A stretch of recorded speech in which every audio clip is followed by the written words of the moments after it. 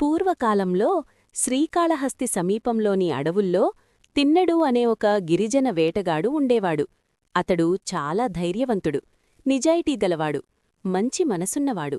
అతనికి శాస్త్రాలు, మంత్రాలు, పూజా విధానాలు తెలియకపోయినా దేవుడిపై అతనికున్న భక్తి మాత్రం ఎంతో స్వచ్ఛమైనది. ఒకరోజు వేటకు వెళ్లిన తిన్నడుకు ఒక చెట్టు కింద ఉన్న శివలింగం కనిపించింది.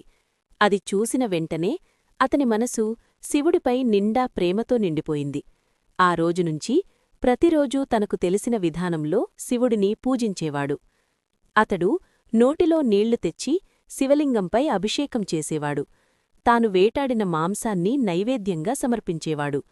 అడవిలో దొరికిన పూలతో శివలింగాన్ని అలంకరించేవాడు.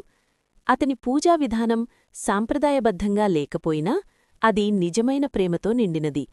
తిన్నడుని స్వచ్ఛమైన భక్తిని చూసి పరమశివుడు ఎంతో ఆనందించాడు. ఒకరోజు శివలింగం యొక్క ఒక కన్ను నుండి రక్తం కారుతున్నట్లు తిన్నడు గమనించాడు. అది చూసి అతడు ఎంతో బాధపడ్డాడు. శివుడు బాధపడుతున్నాడని భావించి ఎలాంటి ఆలోచన లేకుండా తన ఒక కన్నును తీసి శివలింగంపై ఉంచాడు. వెంటనే రక్తస్రావం ఆగిపోయింది. కొద్దిసేపటికి శివలింగం యొక్క మరో కన్ను నుండి కూడా రక్తం కారడం మొదలయింది. ఇక ఆలస్యం చేయకుండా తన రెండో కన్నును కూడా అర్పించడానికి సిద్ధమయ్యాడు. కాని తాను అంధుడవుతానని తెలిసి కన్ను ఎక్కడ ఉంచాలో తెలుసుకోడానికి తన పాదాన్ని శివలింగంపై ఉంచాడు. అదే క్షణంలో శివుడు ప్రత్యక్షమై తిన్నడును ఆపాడు. అతని త్యాగభరితమైన భక్తికి శివుడు ఎంతో కదిలిపోయాడు.